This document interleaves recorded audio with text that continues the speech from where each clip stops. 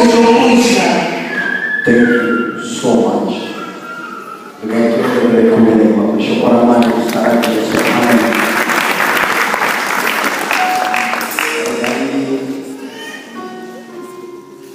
appreciate the name of God also for giving me this opportunity to go ahead and show our start Jesus. Amen.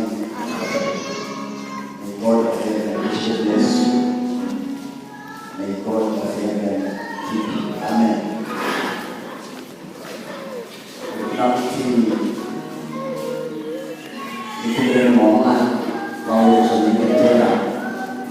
Concerning the word and the preaching, be expectant tonight. Anything may happen in the atmosphere. Amen. Amen.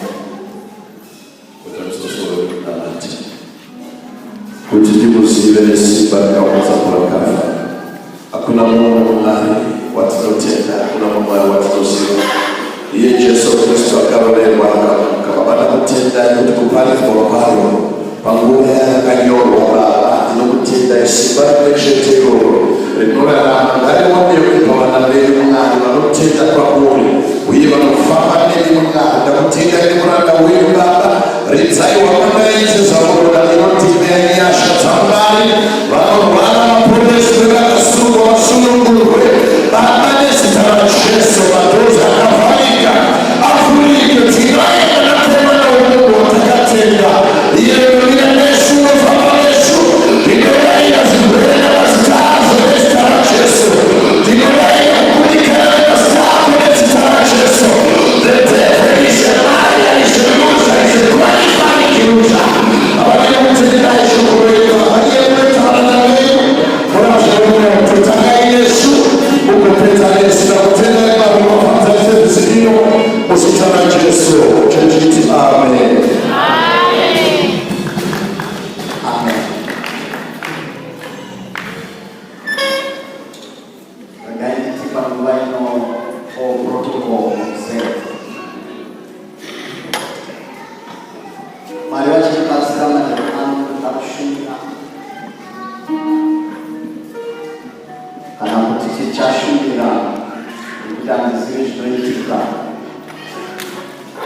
every time we come to the house of God, tunafanya tunakuge taka extra time. Hello somebody. Amen. Mukaona matambiro anaita team zebora pana extra time. Nikuti pana issues that we deal with now. So every time that you have service, you find what they teach God's the can expect that, can see provision, the extra time in there. Amen. Alachi pasira ikilala ngene chiti mufuzi akanaka kana kuti good shepherd. Now we are telling that every time Moses neja akaitira vanasikana vaida kuchera mvura chidziviswa kana kunonoswa nevafunzi. Amen church. But matangiro enyaya yemashikira ya Moses apa zvinakutangira ipa Moses kune nhoroondo yekuzvarwa muIjipita. Hello, Sama. Mazai we tanti mazai a Moses. Unokuwazita kuti Moses vachitire kuti ndakamu tsinura. I deliver him from the water, and I drew him out of the water. Amen, church. Amen. Sasa kuti zita Mungu maneno alizima zikatacha dilalisa kwa sita kana mbele tele kama sita. But I don't want to focus on that, but kuchona kuti zita kana kuti foundation yetu kwa Mungu inogona kutora simbali chikuri kana ikasaka muchaona kuti Moses achizvarwa zita rekuti takangotora kubva mumvura. Vanopa zita iri vanasikana vafana vaikugeza, ndokubva vana mwana achichema mubhasikiti, ndokubva ona kuti mwana akanaka akaitirwa feva naMwari, ndokubva vanotora bhasiketi.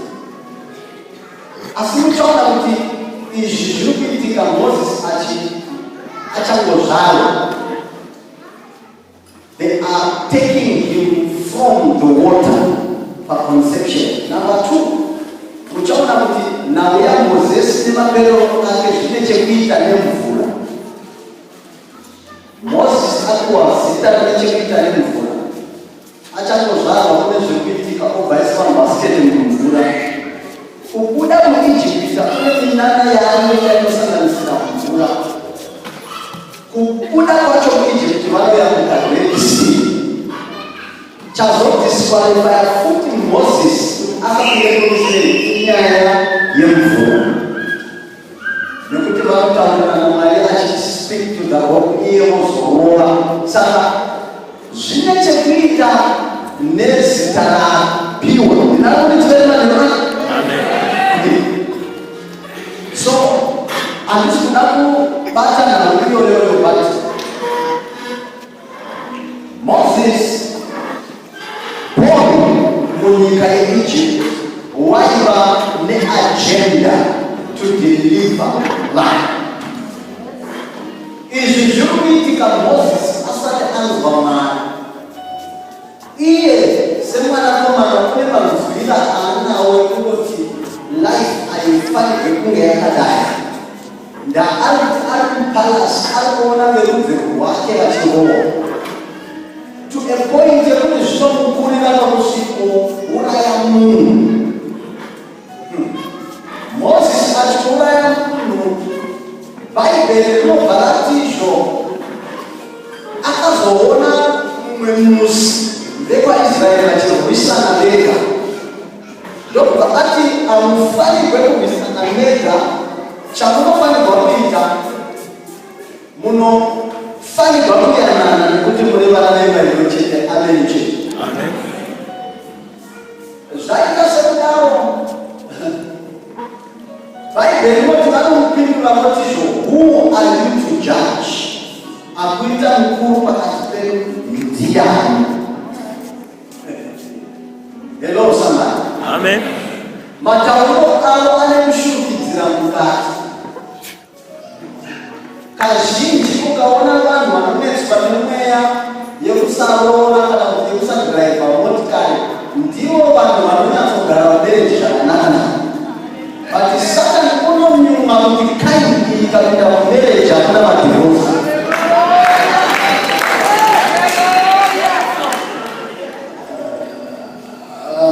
Ndinakumbidza vanhu vana. Vanhu vanotanga kunyema kuti akuita mukuru pakati pedu ndiani. Ndosaka maiona Jesu waiti kana kuchidzina nevanhu vachimubvunza kuti ndiwe Kristu here, akakasiraho aiti imi matodaro. Nekuti mumubvunzo mune chimwe chokwadi chinorepresentwa. Hello somebody. Amen. This thing Moses situation inobva yakutyisa obva regai nditize zvingada Farao ukazvinzwa uchada kundiuraya. Obva atiza nyika ine activity yakareba. Now it's so interesting kuti munhu ukaita chinhu Mwari vasina kukupa a commissioning weight, unogona kufrustrateka chero iri wivu yaMwari concerning it. Yaiva wivu yaMwari yokuti Moses adzikidure vanhu, but ukazvita asina kunzwa Mwari dai akakurosa nevanhu nemabhoti nechi, waizoti nziki takavayambutsa. Hello somebody. Amen. Saka muchaona kuti same situation yatiza Moses musi wapiwa a commissioning word paburning bush, anodzokera kunoikonfronta again. Hello malero ano kana tichirwisana nedhimoni renhamo, dhimoni rekushaya nemadhimoni emangai nezvinhu zvakasiyana-siyana. Hatirwisane nawo nekuti tine shungu yekugadzira motikari, tinorwisana nawo nekuti tine authority yatakapiwa kare yekubvira nereyaechina. Idai amen kana vachina. Saka muchaona kuti Moses Mwari vachimusenda back to Egypt, haana kudzokera ari a king against another king. Akadzokera ari a commoner, akanga asina title yake yeuprince. Nyamba Mwari vakutanga vamustripa anything chinogona kumubazenze nekuti ndini ndazviita kana kuti ititle yangu yazviita. Mwari vakaona ayave ari munhu angori vessel iri open so that God will show his glory. Saka muchaona kuti Moses achibva anobva ari mambo, ari a prince, maendera aita pakanga patova neumwewo prince. Saka Moses akudzoka ari mufudzi wemakwai. Mufudzi wemakwai akudzoka achichallenja mukuru wenyika. Ndofuka muri muno munonyatsonzwisana nojari kutaura nekudakwenyika kwedu muZimbabwe kuti can nobody or just a commoner challenge a person of power. Hello somebody. Now ukatarisa mesi yaMwari haioni. Hello? Ukatarisa mesi yaMwari yekuti zvokaita prince ane hondo kana tene army, poita mufudzi wamakwai asina nzvimbo kana asina Facebook neTwitter, but anorwisana nemunhu ane broadcasting corporation. Munogona kuona kuti mesi yaMwari yafoira. Ukatarisa manakiro akaita mudzimai akarohwa nababa vari pasaidi, unoona kuti apa mesi yofunga yapesisa kudi. Ukatarisa mahobi nemateya nekala necomplexion yemunhu, unogona kuti masimumu yakadai akarohwa munhare nani. Nyaya dzekuti munhu arohwa nani inyaya yekuti Mwari vari kugadzira testimony in the power. Nobody drives on the arm. Saka kuchaona kuti Mwari aunze Samson mazuva aGoliath. Nekuti Samson ukarwa naGoliath vari tu ndiBhatista naUndertaker. Saka vakamira so unokuvaita hwitaku dzevarume vakatitanana nemhasuru. Samson ukarwa naGoliath vanhu havati ndimani, vanhu vachati mhasuru dzaSamson dziri bheta nekuti akadzidzira karati nejudo. But mesi yaMwari unounza David mumazuva aGoliath, ogounza army mumazuva aSamson ari one.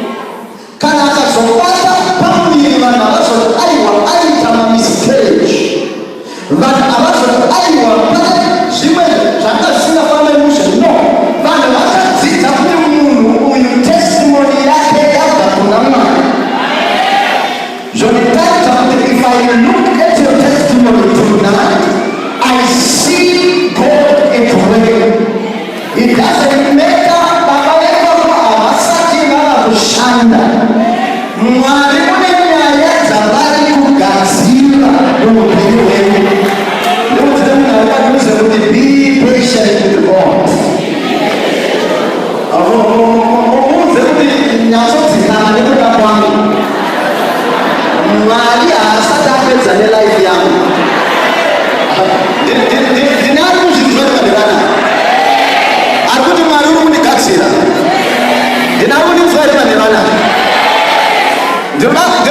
ndimati manheru akaya paitenge anointing yemapopcorn. Unoona zvinoita mapopcorn ukamaisa mubani kune anotanga kushinyira seeputika azvireva kuti mamwe haasi kuteerera. ndinakuninzwere kana ndaamene mwana weafrica kana wani ndikatanga kupopa it's a highlight yekuti pane mamwe hope ari kuteerera. zvonditaura kuti kana murini makatanga kutenga imba dzikamai blasi pane vamwe vaakurezwa namari futi kana vakatanga kupinda mureji dzikama makeke haana kupera neo woparidzawo kana zvonditaurira kuti kana uriwo uine basa dzikama mabasa haana kupera neo pane vazhinji vari kuteerera whether you like it or not. Kana Mwari vakataura hakuna anoramba.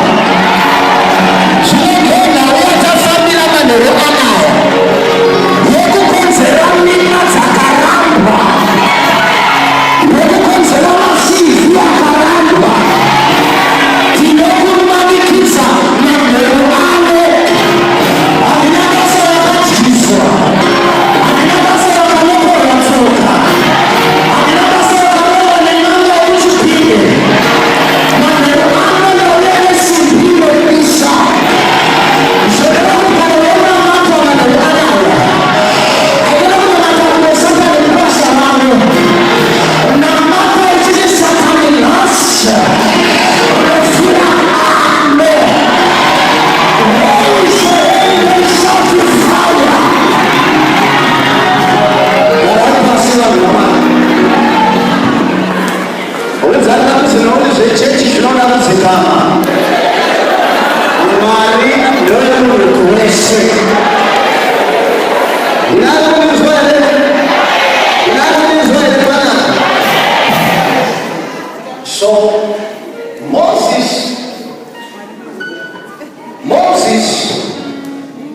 namuinzwa atmosphere ane mhepo yakungotsvaga so Moses aenda kuMidian atiza food. Moses akaikokoko bhaibheri rinoti kune chiitiko chakaitika. Chiitiko ichi chakaitika kudai pane vasikana vanopota vachinochera mvura, but vasikana ava vachichera mvura vakuita madelays akati not because of anything else, but nenyaya yekuti tsime ravari kuchera rine vamwe vari interested marino. Pane vamwe vane simba kuyadarika vane makwai vanomirira kuti makwai ese amwe vasikana vozotevera vochera mvura nekumba. But it so happened kuti Moshe kana kuti Moses unosvikirana neivheti yakadaro yekuti vasikana vaya futi zvazosangana kuti vasikana vari kunonotswa. Moses uri kusvika. Chinonzi delay hakusi kunonoka kawanda kana kuti kusvika papa vazomenshena nhau yetime kuti mauya sei nokukurumidza. It means kuti zvinogaritika every day. Vasikana vatova nereputation yekuroyiwa. Vasikana vatova nereputation yekurara vachibhururuka vachirota nemukadzi chichovha mhatso. Dzimwe dzakapoma churu dzakasunga dhuku dzichidava kudya. Vasikana vatova nelifestyle yekusorwa sorwa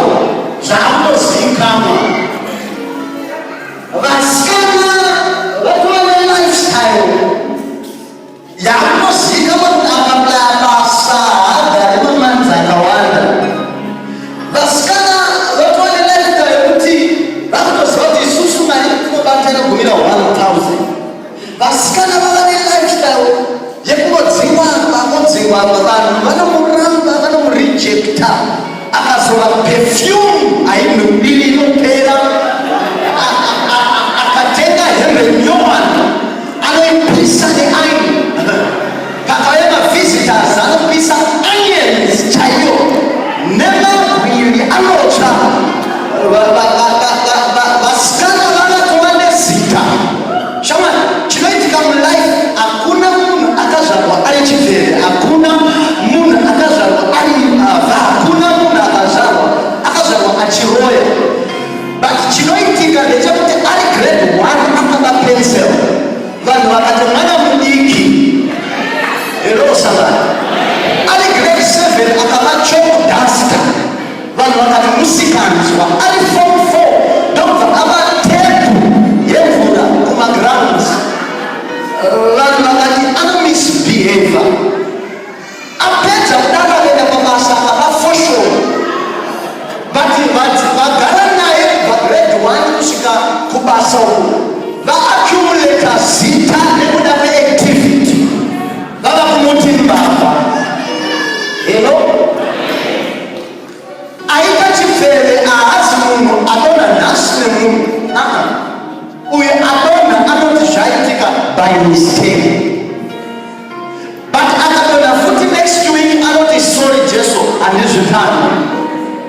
Akadona futi the third week tinoti iweakness, but akazodona futi kechi 4 vaakumuziva vakutaurirana kuti uyu chifeve. Zvoreva kuti nyaya ikagarisa pamunhu inogona kumupa zita. Munhu wese anozvarwa ari bofu, munhu wese haazvarwa akasunura, munhu wese anozvarwa akadzidzira, but anosvika paanosunura. Akuzonzi bofu inyaya yekuti day 1 vakati depression zvakadaro chalight, day 2 vakaona haasi kushunura futi, day 3 vakaedza kudai mumwe vakaona haasi kutarisa. Series of event nobva yamupa zita anonzi Tanaka, but Tanaka off. Zvoreva kuti ukaramba uchirera dhimoni mulife mako richakupa zita. Blind Bartimaeus, harisi zita rake. The woman with the issue of blood, harisi zita rake. Zvingada ainzi Rebecca. 10 lepers, zvingada paivana James, John, Tanaka, Kunashe, tapiwa. But dambudziko rakura kusvika pekuti rakupa munhu zita. Hello somebody. Zvoreva kuti hakuna munhu akatangira ipapo achinzi mbavha from day 1, but the series of events ndoyatakuti munhu uyu anenge ane mhepo. Hello somebody. Hakuna mwanasikana anonetsekana nenyaya dzekusarorwa achiri form 4 and below. Vachidzidza vese vari magrade 7 havazvizivi kuti one way akatosungwa kuti asarorwa. Nadhimoni racho rinotaimira kana yanguva yekuda kuroorwa, ndopanoshaya kana 1 anokuti yes. Munyama uyu hauna kutangira apa, wakatanga kuri kumahumbwe. Kumahumbwe vamwe vachidini jongwe ndiri baba iyaidze ndaunenda vakuhukure.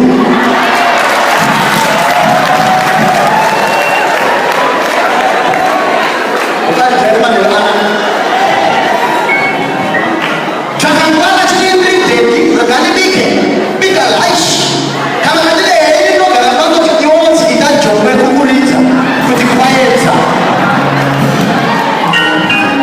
Hello somebody. Mhepo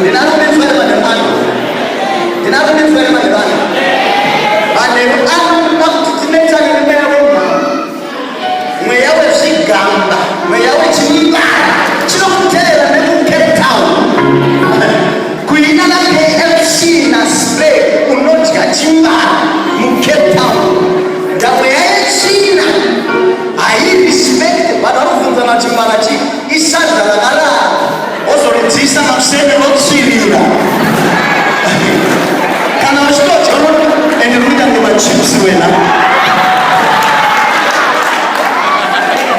Satani une matrix yekuti munhu ajaire nhamo yake.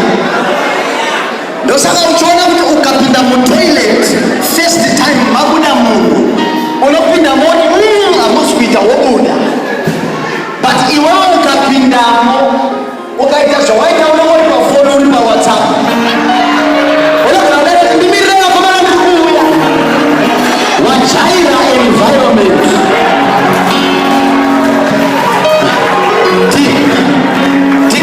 Tikadzima light mubuilding inoyi vanopinda vachiti mune rima risingaiti, but vakati garei nesu tiri murima tichatanga kuona mabhedhi achifamba kumadziro, tichatanga kuona kuti apa pane tambo.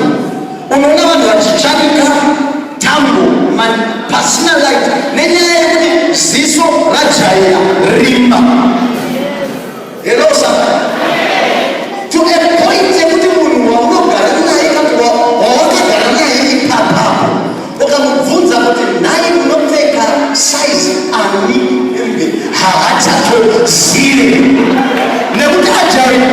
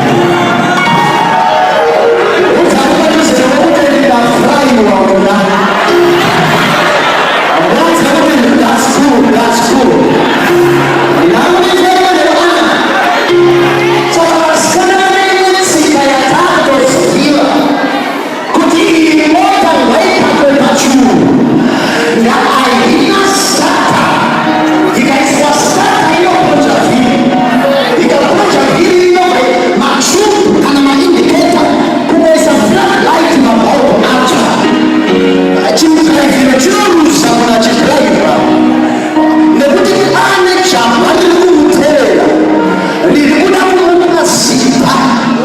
Mukomana wese waasangana naye anopedzera ndaazvinotekana naye wakutonzi watova nezita rekuzorora mbiro.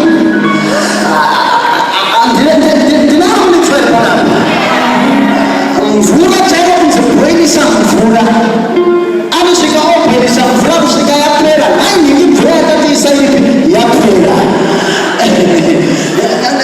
ndinonitsvaipanapa kumabatisa kapi yedhaka inopwanya kose mweya wekango kapi yekango uri kumuteerera nekucape town.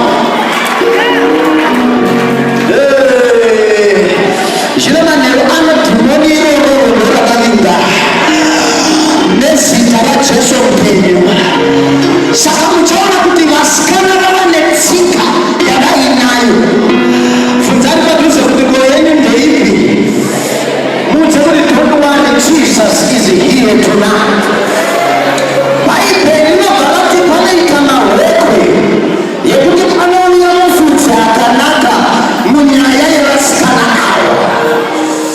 Pauya mufudzi akanaka anoti chenumirai vanasikana regai vachere makwai ozoteerera leta.